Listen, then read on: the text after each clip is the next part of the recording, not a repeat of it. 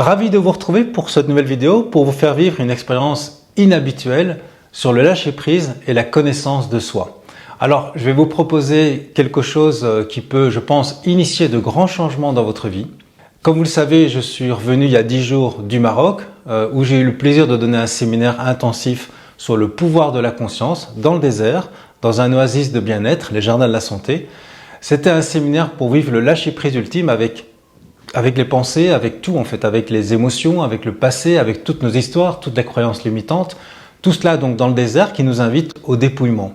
C'était donc un séminaire de détox, mais pas que psychologique, mais aussi physiologique, avec une alimentation vivante, avec la cuisine, avec les légumes et les fruits de cet oasis qui est donc en complète autonomie avec de la permaculture. Je vous en parle parce que si vous voulez me rejoindre pour vivre cette expérience, eh bien c'est possible pour le prochain séminaire, c'est en mars 2024. Il reste à ce jour 13 places et si vous le pouvez, eh bien vous êtes bienvenus. Alors je souhaite ici dans cette vidéo vous partager ce que nous avons vu à travers une méditation. Vous savez, la mode est au développement personnel et c'est très chouette. Il y a partout des coachs sur les réseaux sociaux qui nous abreuvent en fait de conseils, de stratégies pour réussir, pour avoir confiance en soi, pour être positif, etc. Et ici, à contrario, je vous propose une expérience qui me semble encore plus puissante, qui est celle du dépouillement personnel plutôt que celle du développement personnel. Alors, c'est quoi le dépouillement personnel?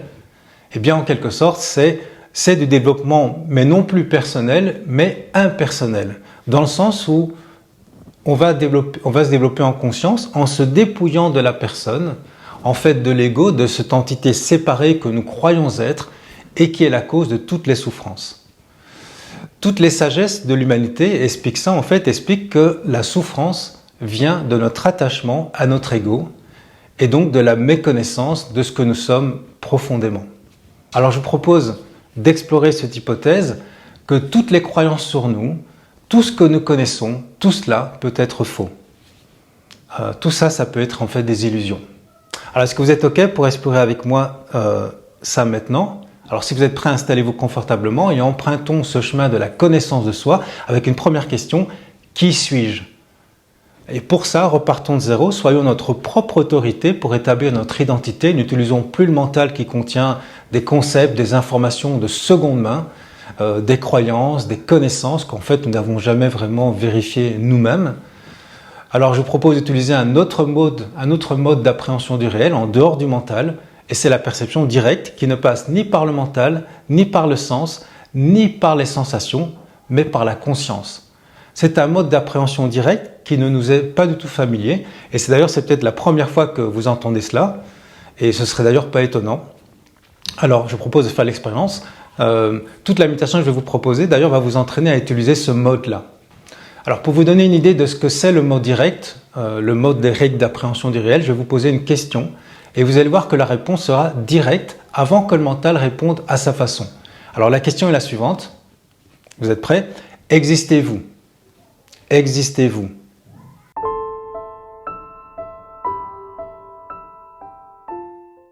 Et vous avez vu, la réponse est directe, avant le mental. Ben oui, j'existe. Oui, sans hésitation. Même si tout le monde autour de vous vous dirait que non, vous n'existez pas, même si tous les philosophes ou BFM TV, le pape, enfin vous voyez, tout le monde vous dirait non, non, vous n'existez pas, mais vous savez que c'est faux. Car vous savez que, ben oui, j'existe. Je n'ai même pas besoin d'y réfléchir, je n'ai pas besoin d'analyser, d'écouter, je n'ai pas besoin d'élaborer une théorie. C'est un savoir direct, c'est une évidence, j'existe. Et ce n'est pas le mental qui a répondu, eh bien, c'est la conscience justement. La conscience, en fait, elle est en amont du mental. Et nous savons que nous sommes, et ce n'est pas le mental qui le dit, c'est une expérience directe, en fait. Alors, on me dirait, oui, mais la question, elle est simple, et c'est peut-être pour ça que c'est évident. Ok, mais même si je complique la question, avec une autre question similaire, vous allez voir, ce sera pareil. Alors, écoutez, pouvez-vous ne pas exister? Pouvez-vous ne pas exister?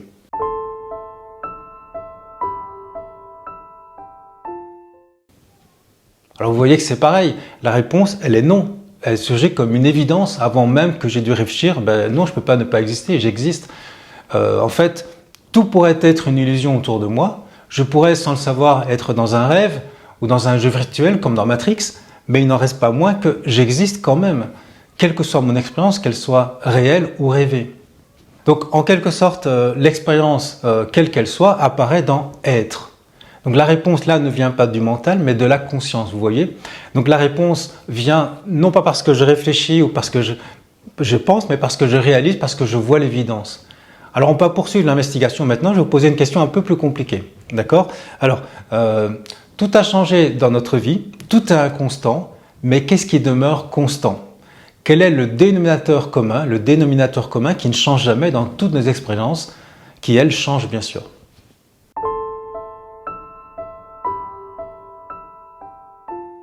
Alors on a beau chercher, tout est inconstant, nos histoires, notre mémoire, notre corps, mais le mental il ne trouve pas en fait. Il reste que du point de vue de la conscience, il y a ce parfum de constance. Parfum de constance, d'ailleurs c'est très joli, ce serait un beau titre de poème ou de film. Alors ce parfum de constance, c'est le fait d'être, le je suis en spiritualité. Comme un bébé sait qu'il existe, il n'a pas besoin de le penser ni de le formuler avant même la pensée. Il y a en fait le savoir direct, il y a la conscience d'être. Alors continuons maintenant d'explorer ça avec une méditation que je vous propose. C'est une méditation fondamentale pour un lâcher-prise ultime avec tout ce qui n'est pas nous et goûter à la paix en revenant à l'être. Alors là, je vous ai préparé pour la méditation, donc vous êtes maintenant, je pense, dans les conditions optimales pour la faire. Alors allons-y.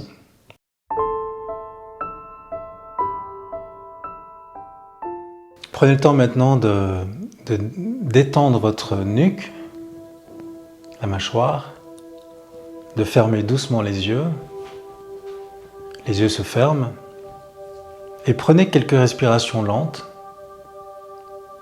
Plus c'est lent, mieux c'est. Inspirez par le nez, expirez par la bouche. Et plus c'est lent, mieux c'est. Prenez tout votre temps. Faites-le 2-3 fois encore. Et déjà maintenant, demandez-vous, quelle est la toute première chose que je sais à propos de moi? Vous êtes votre propre autorité. Donc, en me basant sur des informations de première main, quelle est la première connaissance que je puisse avoir à propos de moi?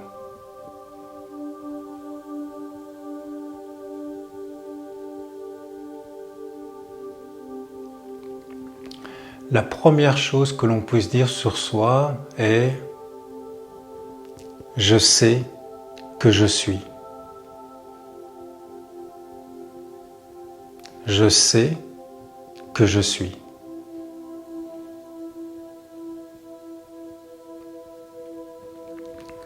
De manière 100% certaine, je sais que je suis.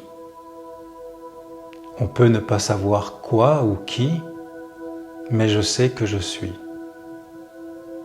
Vérifiez que cela est une évidence pour vous qui apparaît avant les pensées.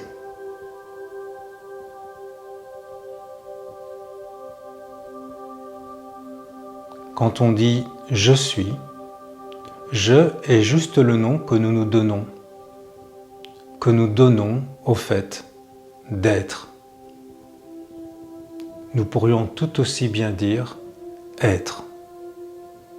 Nous sommes être, sans rien rajouter après. Dans être humain, il y a être, la seule chose dont je sais, sans passer par les étiquettes, le mental. Être, sans le mot humain, sans définition, sans description. Comme un bébé qui fait l'expérience d'être et non d'être humain. Humain est juste le nom que le mental étiquette ensuite sur l'expérience. Je sais que je suis. Le je qui sait et le je qui est, est-ce le même je?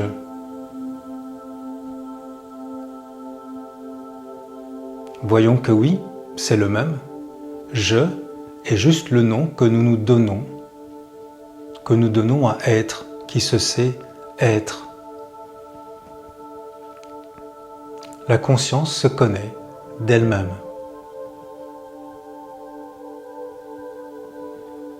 Observons que cette connaissance n'est pas humaine, elle est en amont de tout. Elle se sait être sans effort, sans pensée. Être est avant toute expérience.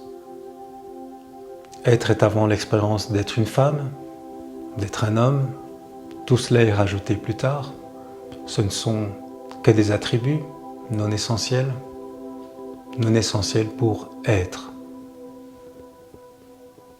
La première connaissance est être, et cela se fait donc sans effort, directement, et à tout instant, quoi que vous viviez. Observez cela maintenant par vous-même.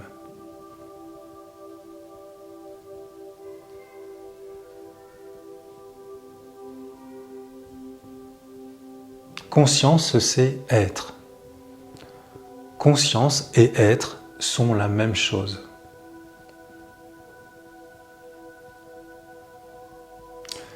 Comme le soleil s'illumine lui-même avec sa propre lumière, il n'y a pas soleil d'un côté et lumière de l'autre, soleil est lumière.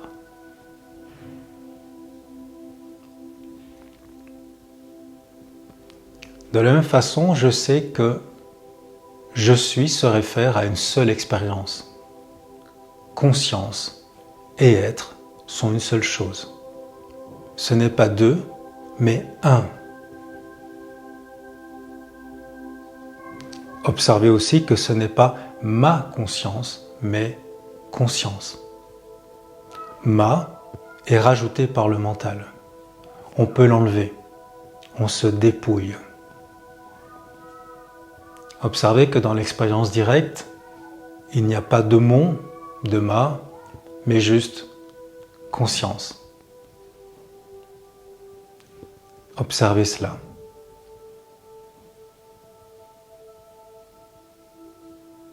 Les mots nous limitent, mais voyons que ce qui se rapproche le plus de notre expérience ne peut être décrit que par des mots comme conscience, être, conscience d'être, ou tout simplement ce qui est. À partir de maintenant, je vais utiliser l'une ou l'autre de ces expressions, de ces mots, qui sont interchangeables, pour me référer à la même réalité de la conscience. Lorsque nous nous déshabillons le soir pour être nus, la nudité était en fait toujours là en dessous de nos vêtements.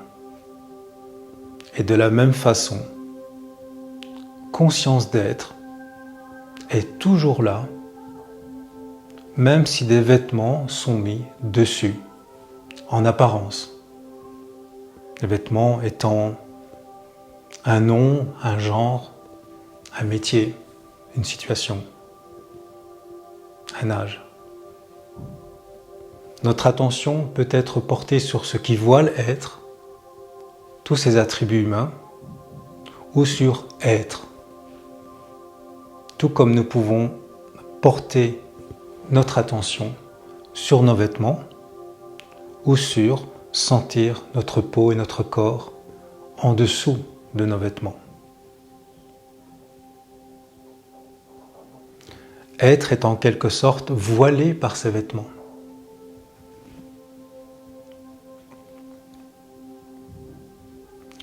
Ce que nous sommes est né nu, sans vêtements. Notre première connaissance est la nudité et non les vêtements.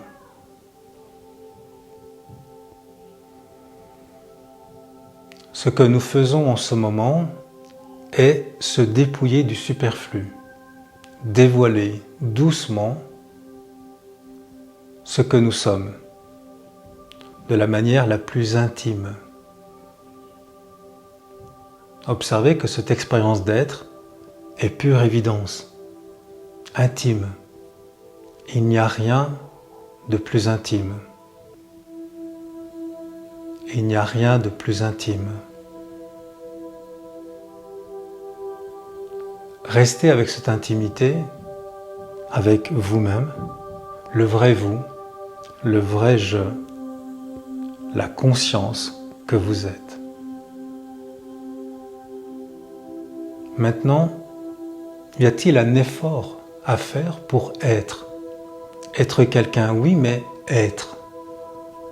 Observez. Y a-t-il le moindre effort?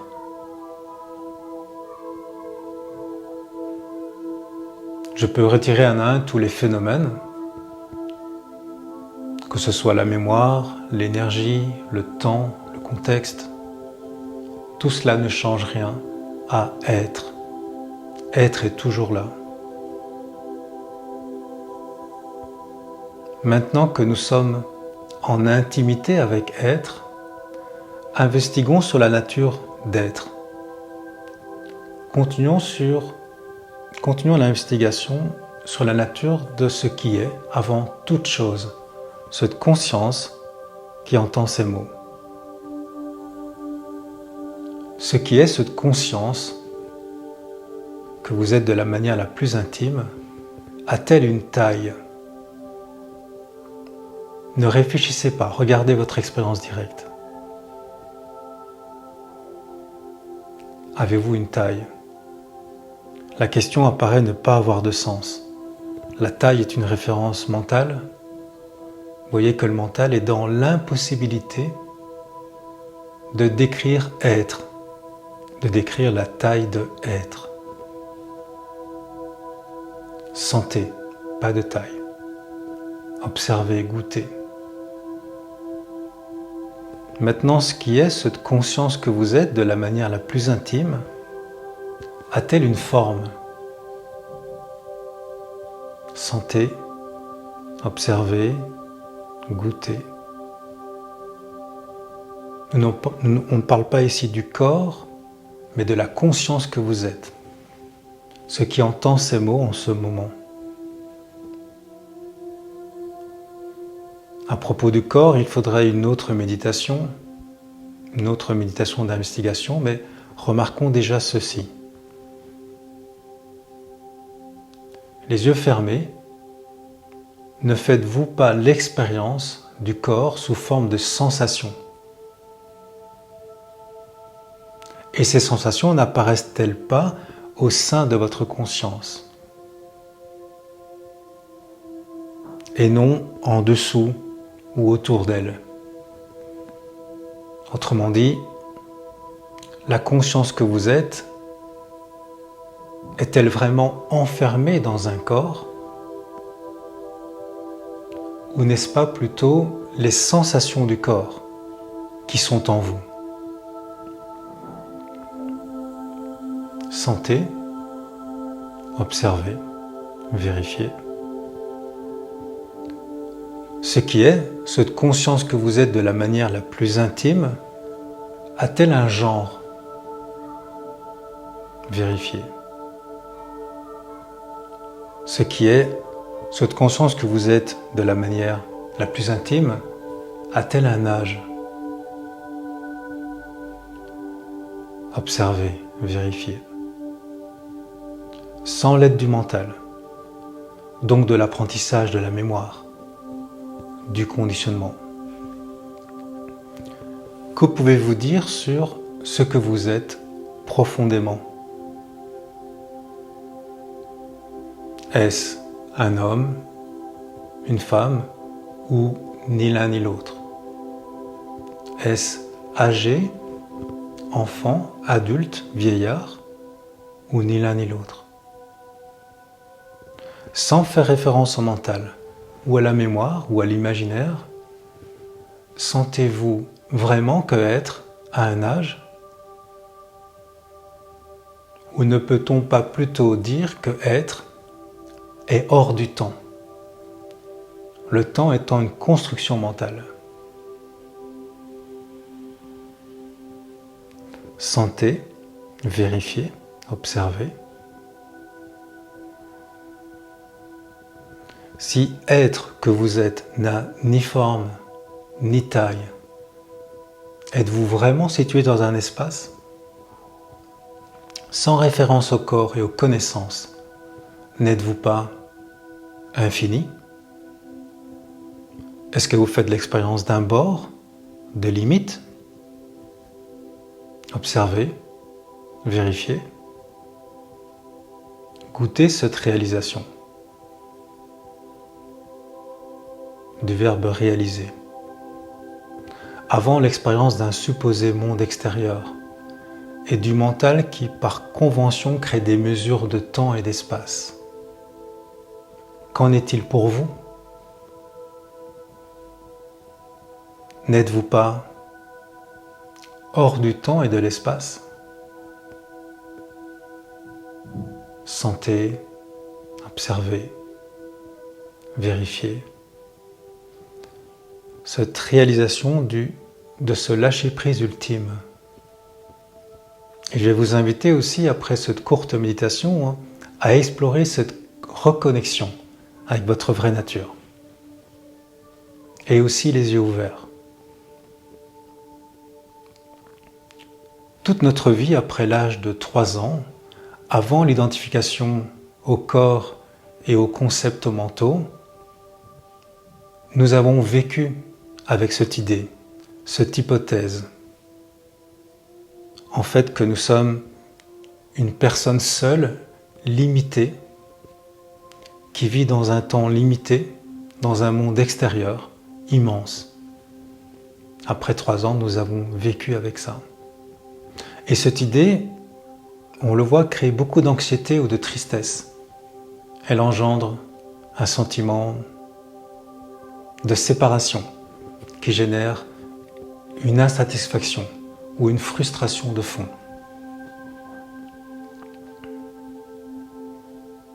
Et si vous vous placiez désormais en amont du mental et voyez que l'expérience directe ne valide pas cette idée.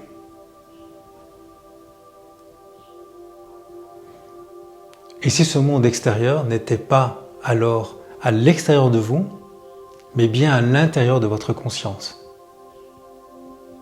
qui, nous l'avons vu, n'a pas de limite et est hors du temps. Vous l'avez vérifié. Et si tout ce qui apparaît est à l'intérieur de vous, n'êtes-vous pas aussi tout cela qui apparaît?